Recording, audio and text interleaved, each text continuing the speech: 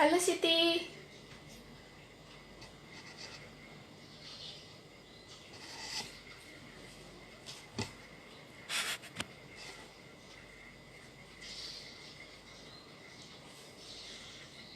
Halo, adik cantik.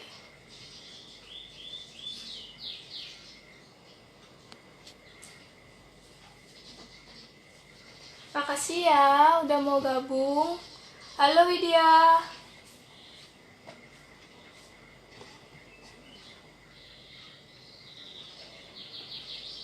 Halo beli putu pertama Yase.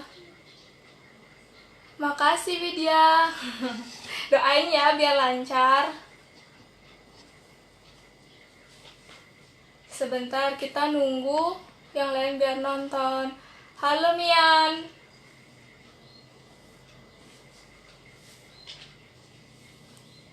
Makasih Mian, doain ya biar lancar. Makasih yang udah gabung, tunggu yang lainnya ya.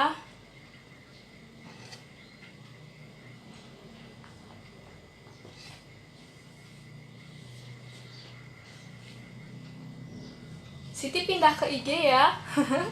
Nggak jadi Facebook. Halo dek cantik dayuatnya.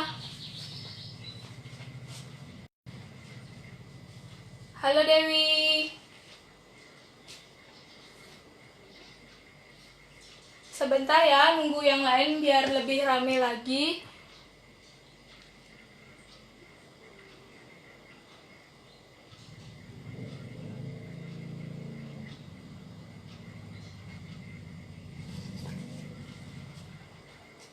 Halo Cynthia. Halo Gesram. Halo Babang. Makasih ya udah mau gabung. Makasih ya Yuatnya, doain biar lancar. Cynthia juga. Halo Bapak dosen. Ada Kevin. Halo Kevin. Halo juga, makasih ya. Halo Firman. Jadi kita halo-halo dulu sebelum mulai, nunggu yang lainnya. Halo Ibu, wah pengarangnya udah nonton. Lancar Bu ya. Makasih Kevin.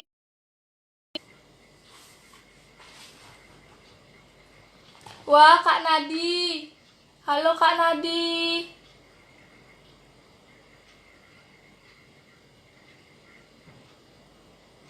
Halo Gong Cakra. Halo Ibu. Ini udah jam 6 sih, tapi nunggu yang lain dulu ya. Siapa tahu masih ada yang mau bergabung biar tidak ketinggalan. Halo Beli Putu Supartike. Enggak kok, enggak tegang Pak. Saya ketawa Pak, saya ketawa. Kemudian halo Beli Widi.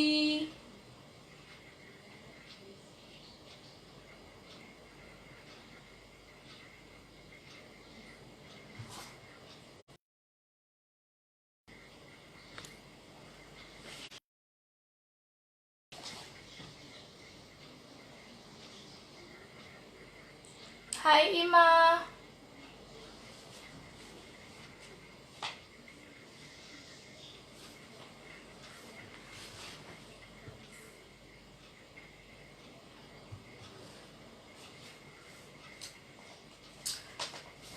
Apakah dimulai sekarang? Apa nunggu dulu ya? Tunggu dulu dah, lagi sebentar, lagi 5 menit aja. Halo Ima, Vivi, ada Gung Is. Halo Widya. Kemudian di FB ada Yuda.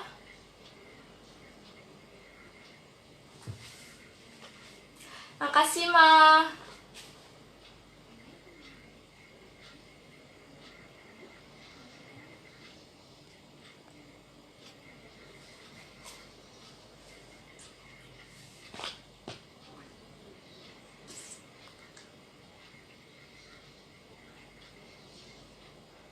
Ini acara bedah buku online.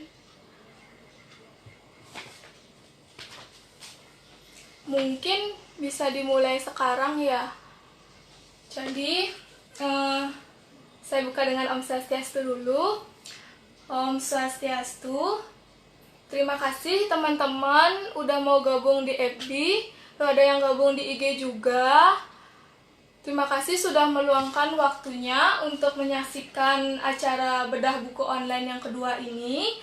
Jadi acara bedah buku online ini merupakan salah satu program yang diadakan oleh tim Suara Saking Bali untuk mengisi waktu luang teman-teman yang mungkin boring atau bosan di rumah aja dan selama social distancing ini. Jadi selain ada bedah buku, ada pembacaan cerpen juga. Mungkin kalau teman-teman mau menonton program yang lainnya bisa lihat di fanpage Suara Saking Bali. Oh ya, saya juga mengucapkan terima kasih banyak kepada Suara Saking Bali karena telah memberikan kesempatan kepada saya untuk menjadi tukang cacat istilahnya dalam acara bedah buku sore kali ini. Jadi bedah buku ini merupakan kali pertama saya melakukan bedah buku dan mungkin saya lumayan deg-degan karena ini pertama kali. Jadi buku pertama yang saya bedah adalah buku yang berjudul Outkelor. Mungkin teman-teman ada yang punya atau ada yang pernah melihat buku ini. Jadi buku ini merupakan buku kumpulan cerpen berbahasa Bali. Halo yang sudah gabung, terima kasih. Jadi buku cerpen ini merupakan karya dari Idewo Ayu Charma Citrawati. Mungkin teman-teman sudah kenal dengan beliau atau mungkin ada yang mengetahui beliau karena beliau sudah mengarang lumayan banyak karya sastra. Jadi dimulai dengan pengarangnya dulu ya. Kita bahas pengarangnya dulu. Jadi buku Outkelor ini dikarang oleh Idewo Ayu Charma Citrawati. Beliau merupakan pengarang yang lahir di Desa Getakan, Klungkung pada tanggal 24 Februari tahun 1990. Jadi beliau sudah aktif menulis atau senang menulis sejak SMP. Jadi pada biografi beliau tertulis beliau senang menulis cerpen ketika SMP. Cerpen yang beliau tulis itu ada yang berbahasa Bali, juga ada yang berbahasa Indonesia. Nah, kecintaan beliau atau Charma Citrawati ini dalam menulis tidak hanya sampai di SMP saja. Beliau juga ketika kuliah melanjutkan pendidikan di program studi sastra Bali dan setelah tamat S1 beliau melanjutkan S2-nya di bidang linguistik. Nah, hal itu tentunya juga mendukung beliau untuk lebih produktif lagi dalam menciptakan karya-karya sastra Bali. Nah, karya-karya yang beliau ciptakan itu sudah lumayan banyak dan banyak karya beliau yang diterbitkan atau dicetak di koran-koran seperti Koran Bali Pos maupun Koran Pos Bali. Beliau juga menjadi salah satu pengarang dalam buku kumpulan puisi yang berjudul Denpasar Landon Pasar yang diterbitkan pada tahun. Kemudian salah satu pengarang dalam buku kumpulan puisi yang berjudul Bali Angrip Terum yang diterbitkan pada tahun 2015.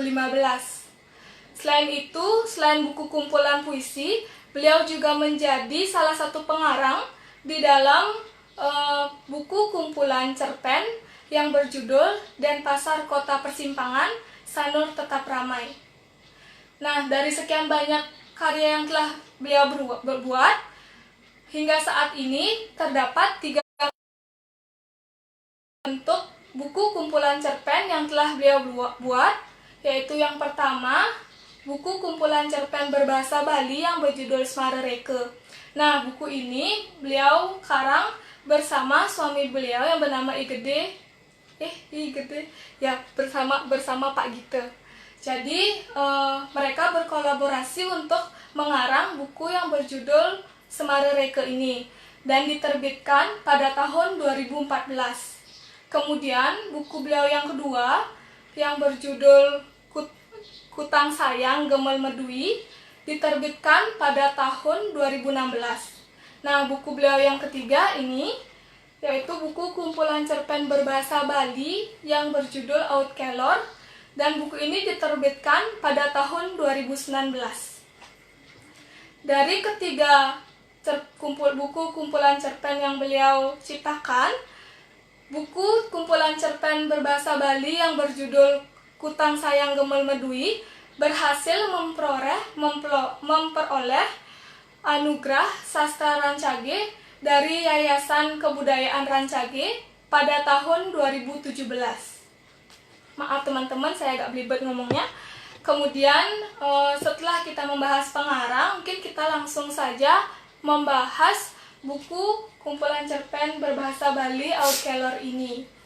Jadi, buku kumpulan cerpen Aut Kelor ini merupakan karya dari Idewo Ayu Carma Citrawati yang diterbitkan pada tahun 2019 oleh penerbit Mahima.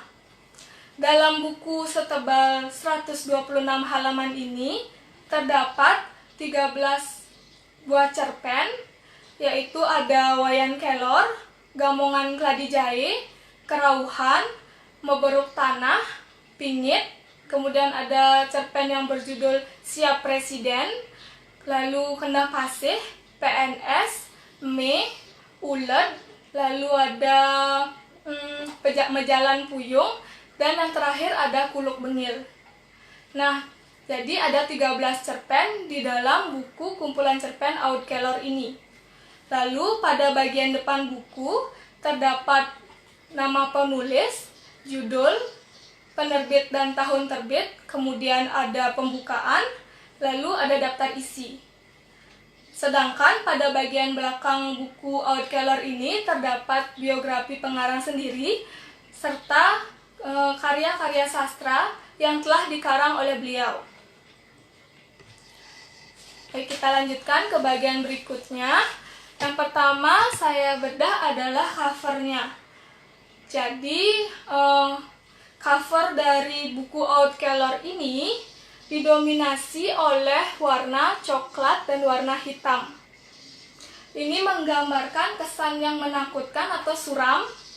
Nah, di dalam gambar cover ini ada objek utama, yaitu wadah besar yang terletak di atas api. Kemudian di dekat wadah besar tersebut ada satu makhluk yang menyerupai raksasa, sedang menyeringai, mungkin menyeringai jahat, lalu dia sedang merokok sambil duduk. Nah, pada cover ini mungkin bagi orang yang pertama kali melihat cover ini dan belum membaca isi dari cerpen ini mungkin tidak akan mengerti atau belum memahami apa sih maksud yang digambarkan oleh cover dari buku Aut Kelor ini. Nah, setelah saya baca isi atau cerpen-cerpen yang ada pada buku Aut Kelor, pada cerpen pertama saya menemukan suatu fakta yang mungkin berkaitan dengan apa yang digambarkan oleh cover buku Aut Kelor. Jadi cerpen yang pertama itu berjudul Wayan Kelor. Nah, pada cerpen itu diceritakan seorang tokoh yang bernama Wayan Kelor sedang diadili oleh Sang Suratme ketika beliau meninggal. Jadi, seperti yang kita ketahui bahwa ketika kita mendengar kata Sang Suratme, mungkin yang ada di dalam pikiran kita adalah surga atau neraka. Dan banyak yang mengatakan bahwa di neraka itu ada bermacam-macam tempat untuk menyiksa maupun menghukum atma atau orang yang telah meninggal yang semasa hidupnya melakukan dosa. Nah, setelah saya telusuri dan mencari tahu, ternyata gambaran dari cover buku Aut Kelor ini merupakan gambaran dari salah satu tempat menyiksa atma yang ada di neraka, yaitu Kawah Candregoh Muke. Mengapa saya berpikir demikian? Karena di cerpen yang pertama menceritakan tentang Sang Suratme, dan dikatakan bahwa ketika seseorang itu meninggal, baik disengaja maupun tidak sengaja, apabila melakukan dosa, maka ia akan dihukum di kawah itu. Kemudian didukung dengan cerita yang ada di cerpen Wayan Kelor, dikatakan bahwa di cerpen itu Wayan Kelor meninggal karena dipatuk ular. Jadi cerpen Wayan Kelor ini mungkin merupakan isi yang digambarkan oleh cover yang ada di buku ini, yaitu Kawah Candregoh Muke. Jadi pendapat saya ketika membaca cerpen yang pertama adalah itu. Namun ketika saya membaca cerpen berikutnya, ternyata ada satu cerpen yang berjudul Mebrok Tanah. Nah, pada cerpen itu menceritakan tentang seorang tokoh bernama Putu. Tokoh itu ketika dia memejamkan matanya, ia bisa melihat penggambaran dari surga dan neraka. Pada suatu ketika diceritakan ketika Pak Putu memejamkan matanya, dia bisa melihat suatu tempat yang mengerikan, dan di sana dia melihat para atma yang melakukan dosa itu dicemplungkan ke dalam suatu wadah yang besar, yang wadah itu berisi air mendidih. Jadi saya kira itu juga merupakan penggambaran dari Kawah Candregoh Muke, karena lebih jelas dia menyatakan tentang bentuk dari tempat hukuman itu dibandingkan dengan cerpen yang ada di Wayan Kelor yang hanya menyatakan Sang Suratme. Jadi cerpen dari Wayan Kelor dan cerpen yang berjudul Mebrok Tanah itu kemungkinan ada kaitannya dengan penggambaran yang ada di cover ini, atau cover ini menggambarkan cerita yang ada di Wayan Kelor dan cerpen yang berjudul Mebrok Tanah. Selanjutnya adalah cerpen yang paling mengesankan menurut saya. Jadi setelah saya membaca keseluruhan cerpen yang ada, keseluruhan cerpen yaitu ke-13 cerpen yang ada di dalam buku ini, terdapat satu cerpen yang menurut saya paling mengesankan, yaitu cerpen yang berjudul Kuluk Bengil. Nah, pada cerpen itu menceritakan tentang anjing-anjing Bali yang dikatakan membawa penyakit yang mematikan. Hal tersebut membuat masyarakat pun berlomba-lomba untuk membunuh para anjing agar tidak menyebarkan virus yang bisa mematikan manusia itu. Nah, ada suatu keistimewaan yang ada pada cerpen yang berjudul Kuluk Bengil ini, yaitu terlihat pada penokohan yang digunakan oleh pengarang. Biasanya, dari cerpen-cerpen yang lainnya yang ada pada buku Wayan Kelor, pengarang lebih suka menggunakan tokoh manusia, atau dalam beberapa cerpen yang memunculkan tokoh Sang Suratme. Namun, berbeda dengan cerpen Kuluk Bengil yang merupakan cerpen terakhir di dalam buku Wayan Kelor ini. Jadi, pengarang menggunakan tokoh hewan, yaitu anjing lokal yang tadi saya sebutkan itu, sebagai salah satu tokoh dari cerpen Kuluk Bengil. Kemunculan tokoh hewan ini tentunya memberikan sesuatu yang berbeda dibandingkan dengan cerpen-cerpen yang ada di dalam buku ini. Kemudian, walaupun tokoh anjing itu tidak digunakan sebagai tokoh utama, namun tokoh anjing itu tetap muncul sepanjang alur cerita yang ada pada cerpen Kuluk Bengil. Jadi benar-benar ditekankan kepada tokoh anjing lokal yang akan dibunuh itu.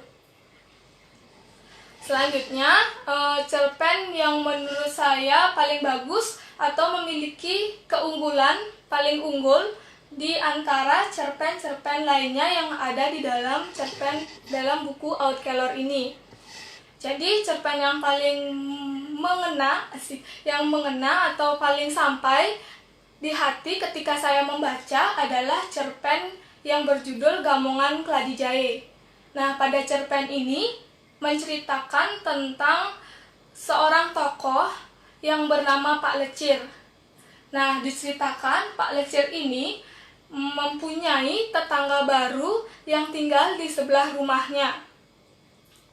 Nah, cerpen yang berjudul Gamongan Keladi Jahe ini memiliki konflik yang hidup, sehingga ketika saya membaca, saya bisa merasakan bagaimana jalan cerita dan bisa masuk ke dalam cerita itu.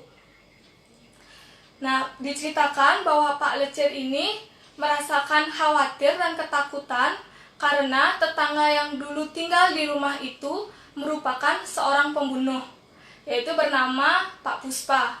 Pak Puspa ini telah membunuh anak kandungnya sendiri yang bernama Luh Puspa. Nah, karena itulah Pak Lecir merasa khawatir dan merasa ketakutan. Nah, gaya pengarang dalam menyampaikan kekhawatiran maupun kebimbangan, ketakutan dari Pak Lecir ini bisa dengan sangat bagus sehingga sampai kepada pembaca, dan pembaca pun bisa merasakan bagaimanakah kebimbangan maupun ketakutan yang dirasakan oleh Pak Lecir. Nah, selanjutnya ketika membaca cerpen ini, ada suatu bagian di mana pembaca akan mengira bagian tersebut merupakan puncak konflik yang ada pada cerpen Gamongan Keladi Jahe. Jadi, terdapat suatu bagian yang kita akan mengira pada awalnya bahwa bagian tersebut merupakan puncak konflik, yaitu ketika Pak Lecir diceritakan berkunjung ke rumah tetangga barunya karena dia belum tahu siapa yang tinggal di sana. Jadi dia berkunjung ke rumah itu, dan ternyata ketika sampai di sana Pak Lecir baru tahu bahwa tetangga barunya itu adalah Pak Puspa sendiri. Jadi pembunuh yang dulu membunuh anaknya. Di sana diceritakan Pak Puspa itu akan membunuh Pak Lecir dengan cara mengurung Pak Lecir di rumahnya. Nah, pada saat itu mungkin kita merasa tegang dan merasa bahwa itu yang merupakan puncak konfliknya. Namun setelah lanjut membaca, ternyata itu bukan merupakan puncak konflik dari cerpen Gamongan Keladi Jahe ini. Pengarang langsung menurunkan puncak konflik tersebut menjadi datar seperti biasanya dengan cara ia mengatakan bahwa apa yang dialami oleh Pak Lecir yang hampir dibunuh tadi itu merupakan mimpi belaka. Jadi itu tidak benar-benar terjadi. Mungkin pembaca yang awalnya terkejut jadinya, wah, kenapa seperti itu? Kemudian pengarang akhirnya melanjutkan ceritanya hingga akhirnya ia memunculkan kembali puncak konflik yang menegangkan itu dengan cara mengatakan bahwa apa yang dialami oleh Pak Lecir dalam mimpinya menjadi kenyataan di dunia yang nyata, dunia yang sebenarnya. Jadi dia benar-benar akan dibunuh oleh Pak Puspa. Jadi kemudian ketika sudah mencapai puncak konflik itu, ketika mimpinya menjadi nyata, akhirnya pengarang langsung memutus ceritanya tanpa menyelesaikan permasalahan atau menyelesaikan teka-teki tentang Pak Puspa itu. Pengarang langsung menyelesaikan cerita. Nah, cara pengarang mengakhiri cerita ini pasti membuat para pembaca masih merasa tegang dengan alur yang ada. Kemudian pembaca akan penasaran dengan apa sih yang terjadi akhirnya, apa sih endingnya. Jadi penonton akan bertanya-tanya apakah Pak Lecir berhasil dibunuh oleh Pak Puspa, atau dia berhasil melarikan diri, atau ada orang yang mungkin bisa menyelamatkan Pak Lecir ketika akan dibunuh oleh Pak Puspa. Nah, dengan adanya permainan konflik yang dibuat oleh pengarang, membuat pembaca akan merasa terkejut dan merasa penasaran. Sehingga permainan konflik yang dilakukan oleh pengarang dalam cerpen Gamongan Keladi Jahe ini sangat berhasil membuat pembaca terkejut dan tegang. Pengarang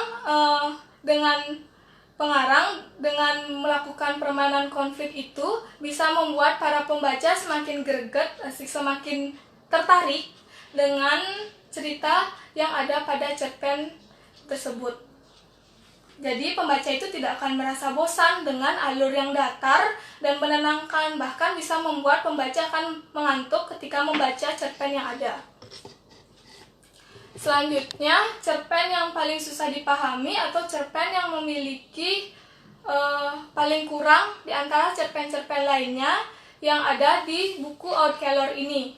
Jadi, cerpen yang menurut saya paling susah saya pahami adalah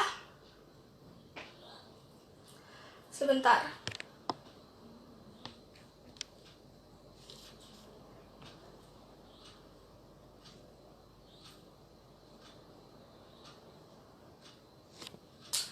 Jadi, cerpen yang menurut saya paling susah dipahami adalah cerpen yang berjudul Meberuk Tanah.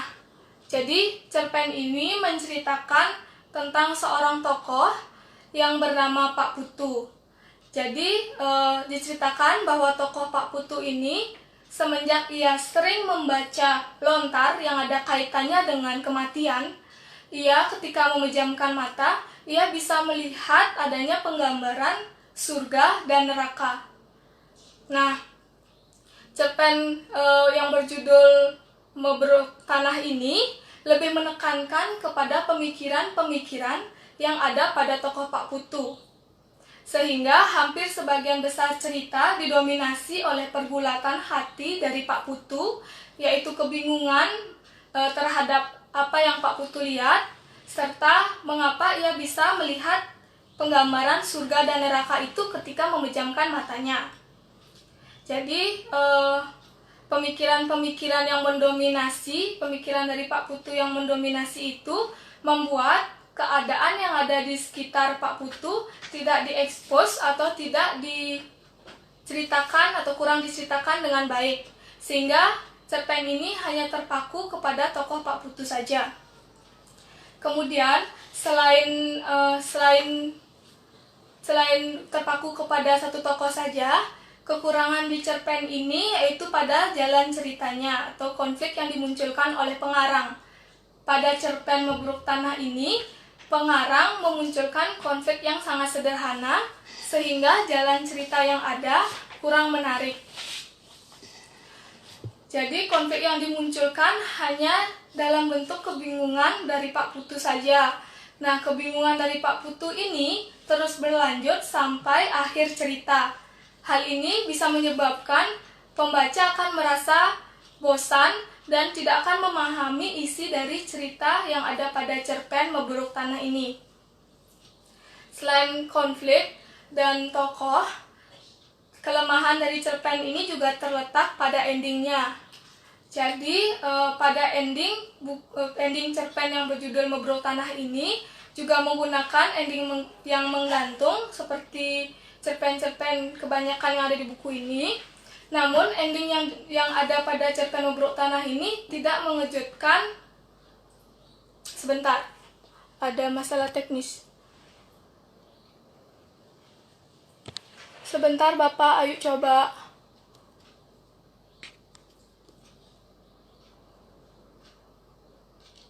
Sebentar ya teman-teman.